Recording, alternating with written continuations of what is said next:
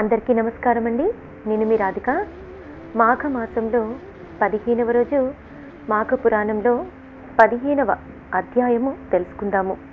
సుబుద్ధి, అతని కుమార్తె, ఆమె భర్త మొదలగు వారు మాఘ స్నానం వలన కలిగిన ఫలితంచే సమస్త దోషములు పోగొట్టుకొని సుఖంగా జీవించారు అని 14వ అధ్యాయంలో తెలుసుకున్నాము. ఈ కథను సాంబశివుడు పార్వతీదేవికి తెలియజేశాడు. అది విన్న పార్వతీదేవి సాంబశివుని అంటే పరమేశ్వరుని ఈ విధంగా ప్రశ్నించింది. నాథ, సుబుద్ధి కుమార్తె వృత్తాంతమును ఆమూలాగ్రముగా తెలియజేసితివి, అంటే పూర్తిగా తెలియజేశారు. మరి సుబుద్ధి శిష్యుడగు సుమిత్రుడనేవాడు ఏమైనాడు? అతని గురించి చెప్పండి, అతడు ఏ స్థితిలో ఉన్నాడు వివరించండి అని వినయంగా కుతూహలంగా అడిగింది. అందుకు పరమేశ్వరుడు ఇలా వివరిస్తున్నాడు. సుమిత్రుడు గురువుగారి కుమార్తెతో సంభోగ క్రీడలు తేలియాడినది మొదలు అతనికి ఘోర పాపము అంటున్నది.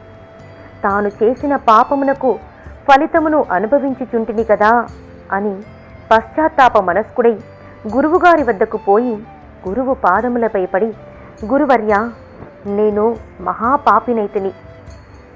క్షణభంగురమైన తుచ్చ కామవాంఛకు లోబడిపోయి నీ కుమార్తెయగు సుశీలతో కూడితిని. అయినను అది నా దోషము కాదు. నేను పూజాద్రవ్యములు తెచ్చుటకు అడవికి పోవుచుంటిని. దారి అందున్న ఉద్యానవనంలో నీ కుమార్తె చెలికత్తెలతో బంతులాడుచు నేను ఏకాంతముగా పోగుట చూచి నెమ్మదిగా నా వెంట వచ్చినది. నేను అటు అడవి మధ్యకు పోయి ఒక కోనేటి వద్దనున్న చెట్టు కింద విశ్రమించగా నీ కుమార్తె మెల్లమెల్లగా నా చెంత చేరి నన్ను మంచి మాటలతో వంచించి తన కామవాంఛ తెలియజేసినది. నేను అందులకు ఒప్పుకొనలేదు. నన్ను బలవంత పెట్టినది. నన్ను క్షమింపమని చెవులు మూసుకుంటుని.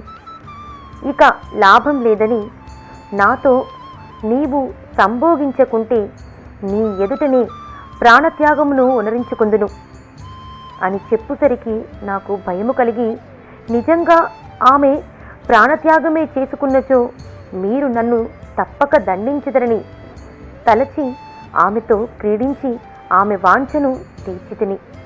ఇందు నా తప్పేమీ లేదు. అయినను నేను మహాపాపమును అనుభవించుచున్నాను. నేను కూడా పాపరహితుడను ఎలా కాగలనో సెలవీయండి గురువర్య అని బ్రతిమాలను. శిష్యుడు పలికిన మాటలను సుబుద్ధి విశ్వసించి తన కుమార్తె వలె తన శిష్యుని కూడా పాపరహితుని చేయనించి, సుమిత్ర, నీ పాపకర్మకు ప్రాయశ్చిత్తము ఉన్నది. నీవు కూడా మా వలె పాపరహితుడవు కాగలవు. అది ఏ విధంగా అనగా, నీవు గంగానదీ తీరమునకు వెళ్ళి అచట 12 సంవత్సరాలు తపస్సు చేసుకునము. ఆ తపస్సు చే కలుగు ఫలితము వలన పాపము మప్పు వీడిపోయినట్లా నశించిపోవును. అప్పుడు నీవు ముక్తుడవగుదువు అని శిష్యునితో చెప్పెను. ధన్యోస్మి ధన్యోస్మి, మీ యాజ్ఞ ప్రకారము నేనిప్పుడే ప్రయాణ సన్నద్ధుడనగుచున్నాను అని గురువర్యులకు దండ ప్రణామములు ఆచరించి గంగానదీ తీరమునకు బయలుదేరెను. అటుల ప్రయాణమై సాగిపోవుచుండగా మార్గమధ్యమున గుట్టలు, కొండలు, సెలయేళ్ళు దాటి ఒక అరణ్య మధ్యమునకు వెళ్ళెను. అచట మనోహరమైన ఆహ్లాదమునరించు దృశ్యములు కనిపించినవి. క్రూర మృగములు, సాధు జంతువులు కలిసిమెలిసి తిరుగుచున్నవి. మయూరములు, సర్పములు విచ్చలవిడిగా తిరుగుచున్నవి. పరస్పర వైరుధ్యములు ఏమాత్రము కనిపించలేదు.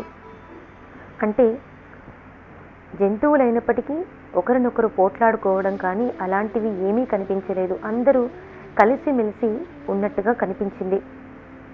అచట ఉన్న ప్రకృతి రమణీయత మనస్సుకు ఎంతగానో ఆనందంని వనరించుచున్నది.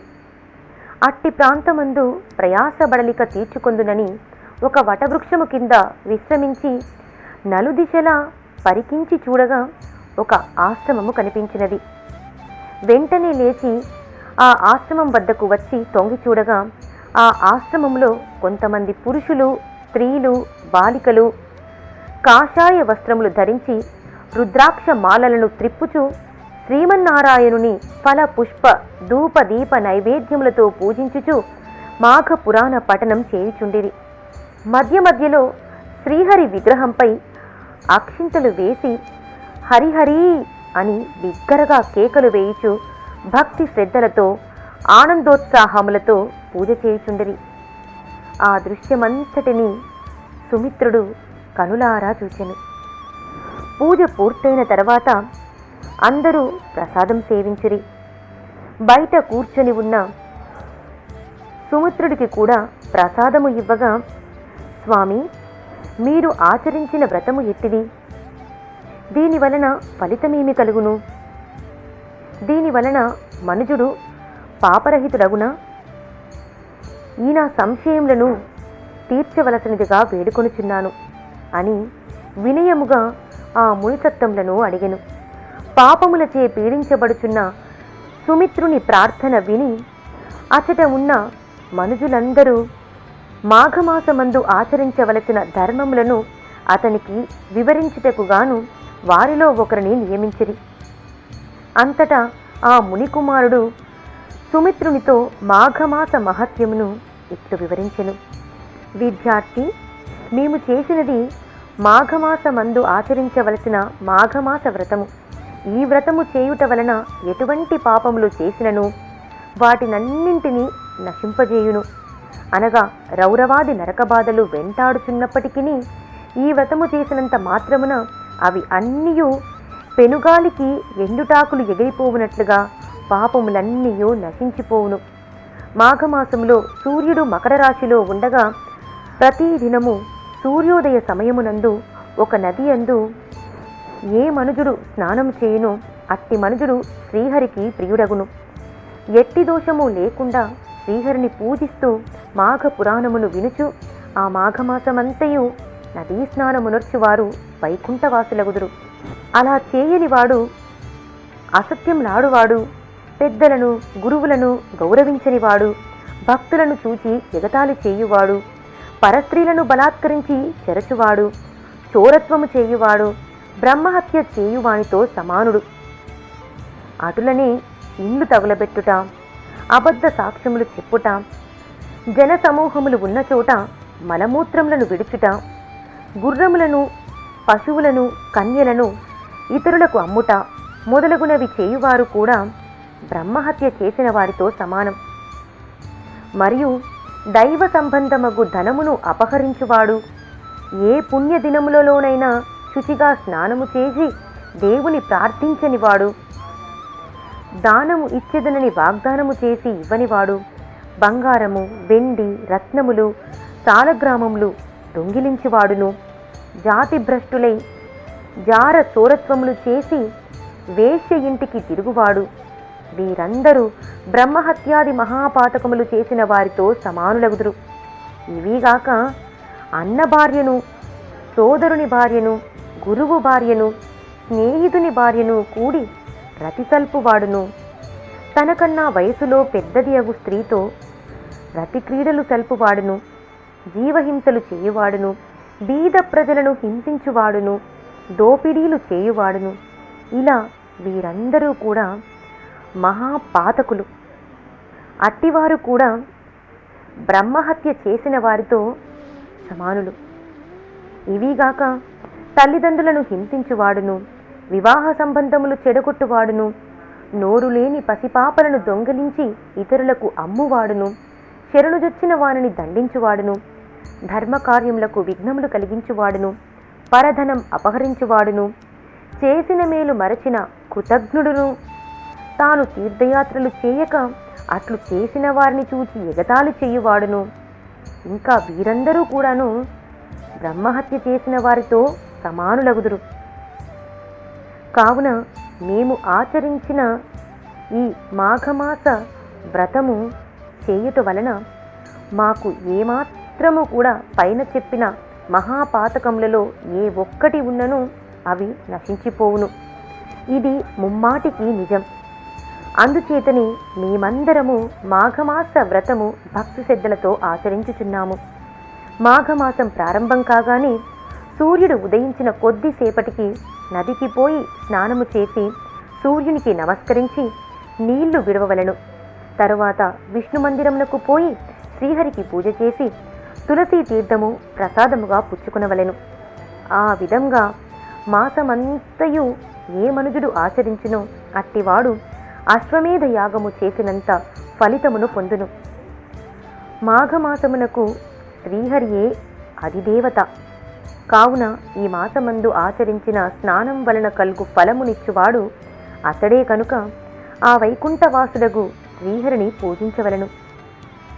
శ్రీమన్నారాయణుడు ఒకవేళ నదీ తీరమునందు గాని చెరువు దగ్గర గాని విష్ణు మందిరము లేకపోయినచో విష్ణుమూర్తి విగ్రహమును గాని విష్ణుమూర్తి పటమును గాని తీసుకుని వెళ్ళి నదీ తీరమందు తులసీ దళంతోనూ కస్తూరి గంధం అగరువత్తులు ధూపదీప నైవేద్యములు పెట్టి ఫల పుష్ప తాంబూలాదులతో పూజించి పురాణ శ్రవణమును గావించవలయును. ఈ విధంగా మాఘమాసమంతా చేసి మాఘమాసం చివరి రోజున ఒక సద్బ్రాహ్మణులకు వస్త్రములు బంగారము దక్షిణ ఇచ్చి సంతృప్తిగా పిండి వంటలతో భోజనము పెట్టాలి. ధనము ఉన్నవారు బ్రాహ్మణ సమారాధన చేసిన ఎడల ముక్కోటి దేవతలు సంతోషించుటయేగాక యముడు తన దూతలను పంపజాలడు. పునర్జన్మ కలుగదు. ఈ నా వచనములు అసత్యములు కావు. ఇప్పటి వరకు మాఘస్నాన ఫలితమంతయు విన్నావు కదా. ఇక మాఘమాసము 3 దినాలు మాత్రమే ఉన్నది. కావున ఈ 3 దినములలోనూ ఈ నదిలో స్నానము చేసి పూజా కార్యక్రమములకు సంసిద్ధుడవు కమ్ము అని మునీశ్వరుడు తెలియజేసెను. అంతటా సుమిత్రుడు తన గురువగు సుబుద్ధి తన పాప పరిహార్థము గంగానదీ తీరమునకు పోయి తపస్సు చేసుకోమని చెప్పినారు అని మునీశ్వరునితో చెప్పగా మరలా ఆ ముని ఇట్లు చెప్పినాడు. నీ గురువు చెప్పిన విషయము యథార్థము. నీ గురువు పుత్రికతో కూడి రతి సల్పినావు. అందులో నీ దోషమేమియూ లేకున్నను మహాపాపము మాత్రము సంక్రమించినది. అది నిన్ను వెంటాడుచూనే ఉన్నది. తరుణోపాయము చేయనిచో ఈ జన్మలోనూ మరుజన్మలోనూ కూడా నరకబాధలు తప్పవు. కావున ఈ మాఘమాసమందలి 3 దినములైనను మాఘస్నానము చేసి శ్రీహరిని పూజింపుము. తరువాత నీవు గంగాతీరమునకు పోయి నీ గురువు చెప్పిన విధంగా భక్తితో తపస్సు చేసిన ఎడల నీవు జన్మరాహిత్యమును పొందగలవు. మానవుని మనస్సు చంచల స్వభావము కలది. నీవు ఇంద్రియాలన్నింటినీ బంధించి ఏకాగ్ర చిత్తముతో లక్ష్మీనారాయణుని ధ్యానించుము అని ఉపదేశించగా సుమిత్రుడు అచ్చటనే ఉండి ఆ 3 దినములు కూడాను మాఘస్నానములు చేసి నదీ తీరమందు విష్ణువును పూజించి పురాణ పఠనమును గావించెను. తదనంతరము ఆ ఆశ్రమ వాసులకు నమస్కరించి గంగానదీ తీరమునకు తపస్సు చేయుటకై వెళ్ళిపోయెను. 15వ రోజు పురాణము పరిసమాప్తమైనది. రేపు 16వ అధ్యాయంతో మళ్ళీ కలుసుకుందాము.